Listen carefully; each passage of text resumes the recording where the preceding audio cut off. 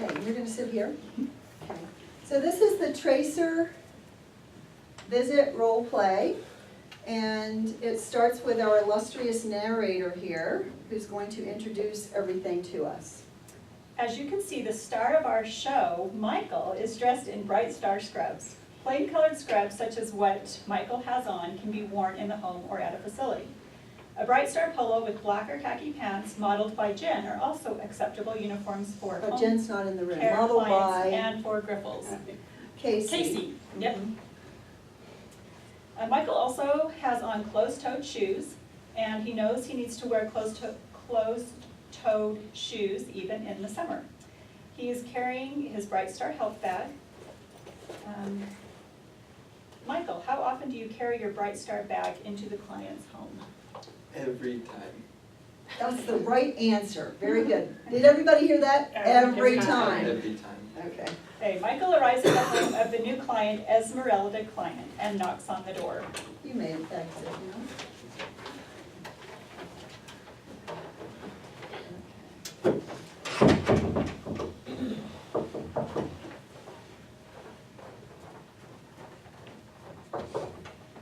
Hello? Hello, Esmeralda? Yes. Awesome. I'm Michael. I'm a CNA with Bright Star. Come closer, dear, let me take a look. Okay. Alright. Come on in. Thank you. Okay, narrator. We need your help correcting Michael, who's already made a mistake. That's okay. That's what we're here for. We're here to learn. So go ahead. Okay, this next chapter is titled Personal Identifiers. As you can see, to identify Himself. to the client and others who may be in the home, Michael is wearing his badge. This is the state law. Next. At this point, since it is the first time the Bright Star staff member has visited Esmeralda, he will verify the client's identity using two personal identifiers. This is a joint commission requirement. Do you remember what those two identifiers are? Her name and her address. Good. Would you like to use that now? Or date of birth. Is this Oh, we'll get to that. is this your address? Why, yes, it is. It's on here. Okay. Okay. 7th East and 13th South. Yes, it is. Okay. Awesome. I'm in the right place. And then her name is not just Esmeralda. It could be any Esmeralda. Oh, I didn't realize it was Esmeralda client. Sorry. Yes, Esmeralda that, client. that is my name. So I have a question about that. Most of the time, probably over 90% of the time, the first time the caregiver is going into the home, they're being introduced. Correct. So should we be doing that? If it's your first time, yes. Okay. Right. So anytime it's your first time, whether you're an introducer or you're going to the client's home just alone, because once in a while that happens. It almost happened this morning for Tatiana, but I guess it's not, because Jen's gonna go. Few patients I haven't been introduced to. Yeah. It happens on And occasion. so if you're going for the first time and you are not introduced, you need to use two client identifiers. And they are either the client's full name and their address, or the full name and their date of birth. And actually, I just read the regs again a couple days ago that you can use a phone number. Although phone numbers are kind of fluid these days, you know, like landlines, cell phones. Some of them don't have them, so probably not good to go there. Anyway, okay. Michael, that was a great way to identify your client. Use the two patient identifiers that Joint Commission requires. Very good, good for you.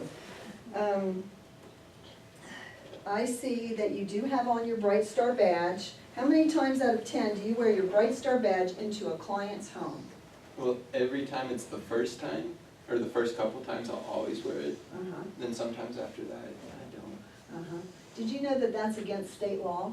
I did not. Yes, it is. And that's I did actually not. taught in orientation along with the 10,000 other pieces of information, which probably you spaced it because I it's think overload. I think I spaced it once I went to clinicals and I started tucking it in. Uh-huh, And that's right. why it was. So I don't know what requirements are at facilities. Maybe somebody could clue me in. You don't wear this at a facility.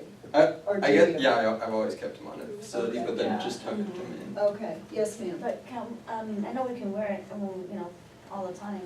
But like when we're cleaning, if we're cleaning or something, can we take it off to Oh, get it out of the way? yes, that's my next sentence. You read my mind. Because Right I on, have that Alice. issue. All right, so it's a state law. If you've been to the same house 100 times and you are the only caregiver, you are still supposed to wear this in because of Utah state law. For home health, you're supposed to be identifiable as a home health provider when you go into a person's home. After you get in the home, there's all kinds of reasons not to wear this. You might dangle it in their face when you're leaning over to help them at the toilet, or when they're putting them in the shower, or if you're running around cleaning like mad, it's gonna get in your way. So just either tuck it in or just put it in your bag. But when you walk in that door, you need to have your badge on. So what I usually tell people in orientation is if you put it in your bag, put it in that mesh pocket on the outside of the bag. That way, when you go into the next home, it's a reminder, put it back on. To see it. I have a question. Is that okay that I can wear it like this, like? As long as it's visible, it doesn't matter whether it's on a lanyard. It needs to be visible. So it can be I'm clipped gonna on read your it, bag? can I call your bag? Yep. Oh, It Clip on needs your to bag. be visible. You have to, they have to easily be able to see it, okay? So I used to work at a company where I wore one off of my pocket. As long as it's visible, that's fine. Bag, I don't know, bag it could be. I'm not sure what they would say. They'd have to be very picky to fuss about a bag, but anyway, next chapter. this chapter is titled The Binder. The binder has information which you are responsible for. The surveyor could ask you about this information, so it is important to know about it. Let's see what happens when the surveyor asks Michael about the binder. I see there is paper in the binder about safe oxygen. Yeah. Why don't you show me that? Okay.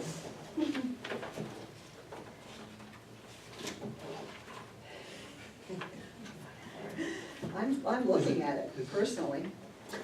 I'm standing here looking at it. Right there? Oh, there it is. Oh, very Yeah. good. Okay, have That's you it. talked about these tips for safe oxygen use with your client? Yes, Yes, okay, good. Is there a sign up on the front door about oxygen use? there is. Could you please show that to me? Yes. Okay. Oh, very good. As you know, anybody who has oxygen should be offered this and encouraged to use it. They can refuse if they want to, but you should strongly encourage them to put that up, so that warns anybody coming in, no flames, no sparks. Okay, very good, thank you. Now, Michael, there's an incident report in the binder that says that Esmeralda fell on March 26th. Can you find that for me? Yes. Okay, so did you fill that out? No. Who filled that out? Looks like Deborah Parker filled it Deborah out. Parker filled that out. Okay, well, you found that, obviously, or I would assume she left that by mistake. What are you gonna do with that now? I'm gonna read it. Good, and after that? I'm gonna go over it with my client, and I'm gonna check the indicators that may have caused the fall. Good, I'm looking for and another answer. remove those indicators. That's great, that's all great, but after that, what are you gonna do with it? I'm gonna take it to the office. Yes, perfect, okay. Incident reports always go to the office, they don't get left in binders, okay? So this staff member obviously got sidetracked or forgot, which she often does. So just make sure you bring that to the office, that would be great. Okay, finally, there is a home safety checklist in this binder. Could you show that to me? Yes.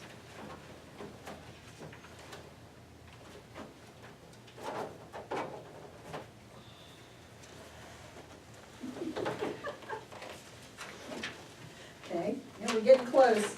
There Oh, it is. there it is, okay. So the home safety checklist, do you know what the purpose of that is? Just to make sure their home is safe for them. It's In order to prevent to what? prevent falls. Yes, to prevent falls. The home safety checklist is there to prevent falls, which is actually one of the 2018 patient safety things that Joint Commission wants to focus on. This usually is filled out every time by the director of nursing when she starts a case. Once in a blue moon, if she's really rushed, she might ask one of the caregivers to fill it out, because it doesn't have to be a nurse, anybody can fill it out.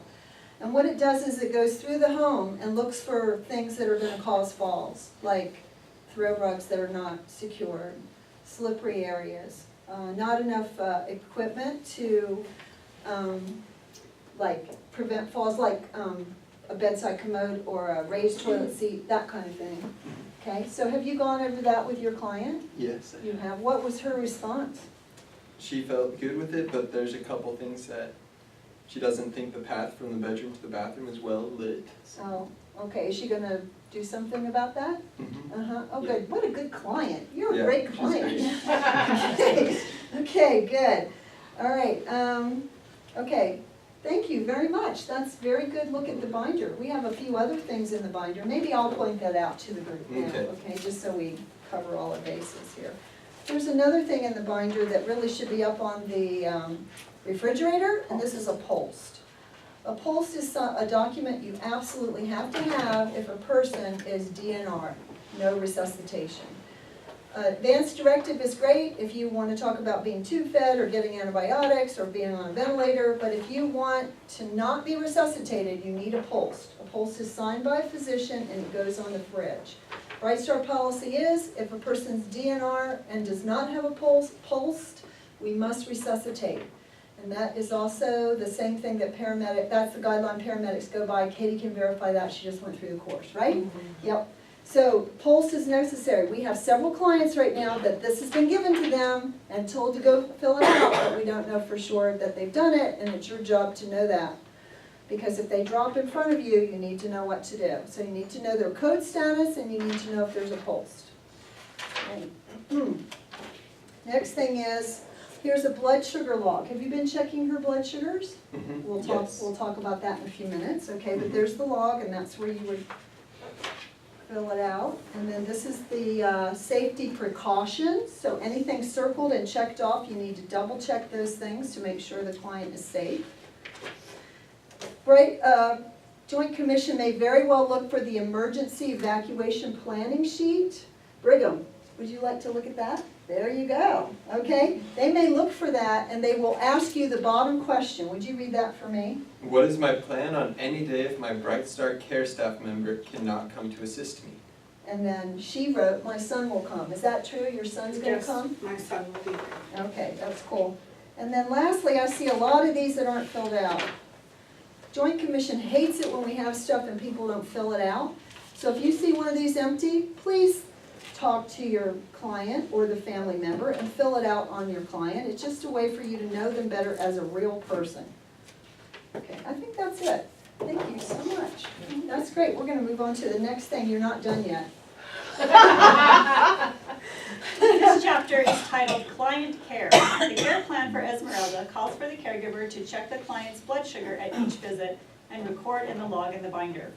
After the Bright Star check, the caregiver takes After the blood sugar check. Oh. I'm an honest person, not a, as you can tell. After the blood sugar check, the caregiver takes Esmeralda to the grocery store to do her weekly shopping. Let's watch as Michael explains to our client what he has come to do with her today. Hey Esmeralda, I've come here today to help you, or to take your blood sugar. Okay, Is that okay? yes, that's fine. Alright, awesome. And then? And then, is this as if I was first here, may I enter? Yes. No. You're giving her kind of the plan for the day. So you're gonna do the Oh, blood okay. sugar, Blood and then sugar. what are you gonna And do? then we're gonna go do groceries. Okay, yeah, there's some things I need to pick up. Okay, Great. cool. Now that you've greeted your client and explained what you will do for the day, what is the very next thing that you're going to do? I'm gonna wash my hands. Oh, that's the perfect answer, great. Okay, there's a place you can put your bag right over there. Because Okay. as everyone knows, he will On the not put his chair. bag on the floor. No, I won't.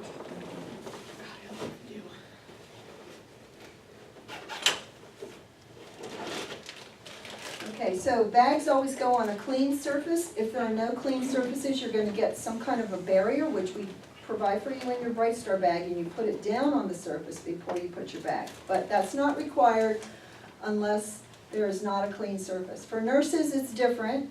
Nurses have equipment, and it is our policy that you put a barrier every time that has your bag here and a place for your equipment there, and then your equipment goes on the surface.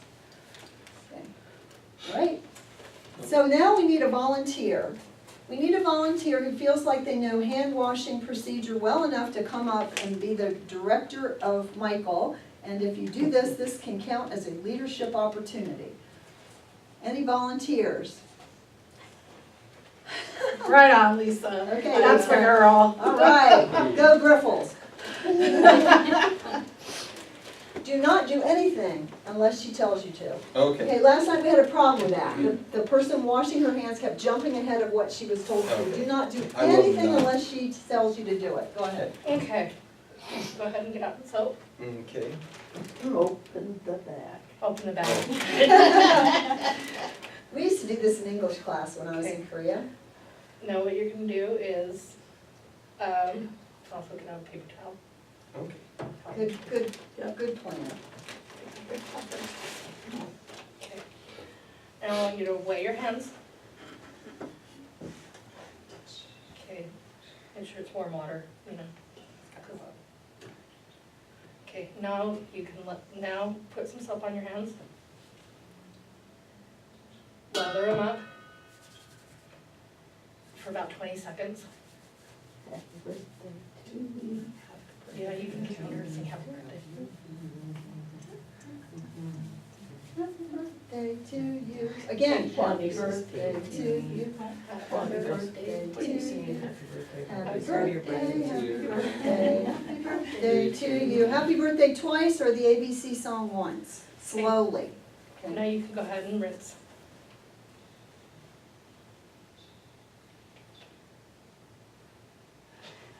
Is it all rinsed off? Yeah, it's all that stuff.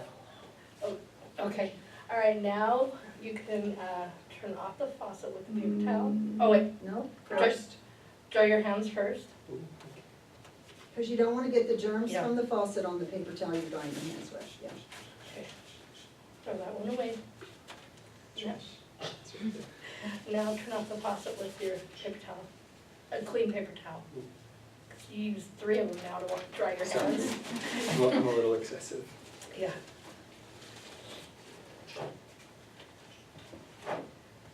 And go ahead and open the door with your paper towel and throw your paper towels away. Okay, very good.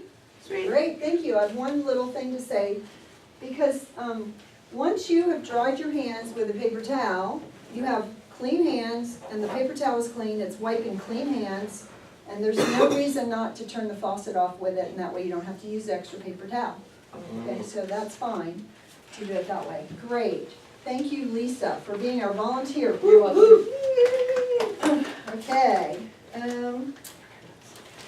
let's see, did everybody note that that Michael used Bright Star soap, hand sanitizer, well, we haven't done the hand sanitizer yet, and paper towels?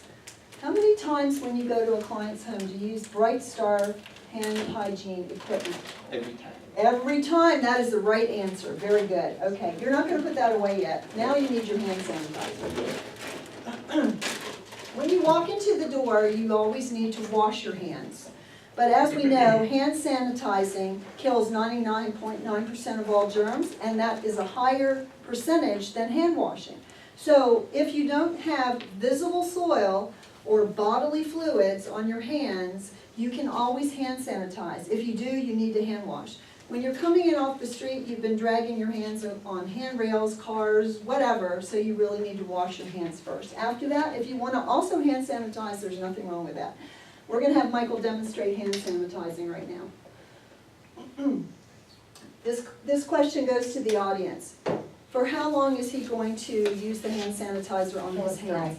Until it's dry, right. What method is he going to use to dry his hands? It's gonna blow on it. No. No, he's not gonna blow on it, and he's not gonna do what else? Just keep, He's not gonna flap, he's going to just just keep on rubbing. rubbing. Keep on rubbing. Usually takes 15 to 30 seconds. Okay, let's see, down we go. I'm sorry. Blah, blah, blah, blah. Now, before you perform that finger stick, what is the next thing that you need to do to protect yourself against blood-borne pathogens? I'm gonna need to put on my gloves. Very good. Excellent answer. Does that sound right to you guys? Mhm. Why does he need to put on gloves from the audience? In case So he doesn't she get has it it right on his hands. Yeah, in it's a case barrier against the blood. the blood, right, in case there are any germs in the blood, that's right. He's protecting himself. No gloves? Yeah, We had them here last night. I forgot to put them in my bag. Oh. As you know, we have gloves here at the office that you can always replenish your bag with gloves. Just feel free to go in and grab gloves.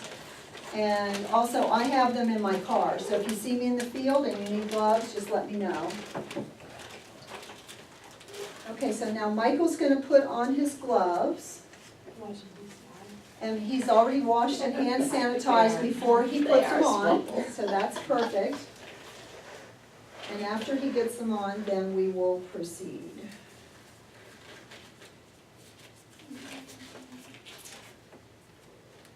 Okay, Michael, I just want to make sure that you've been trained in blood sugar checking with a glucometer. Have you had that as a training here at Bright Star Yes. Care? Yes, you have, very good, okay.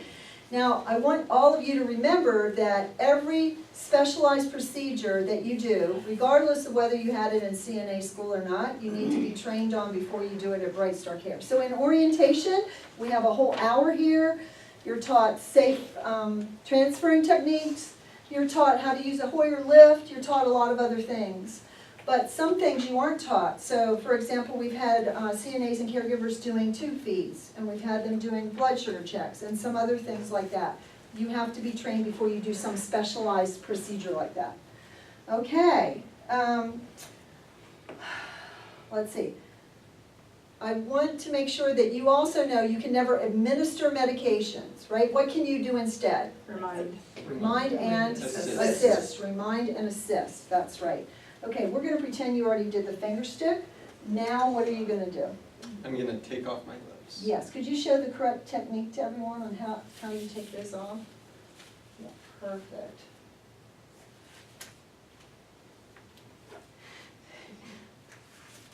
Yeah, so one is inside of the other, and he's gonna throw them away inside out or outside out?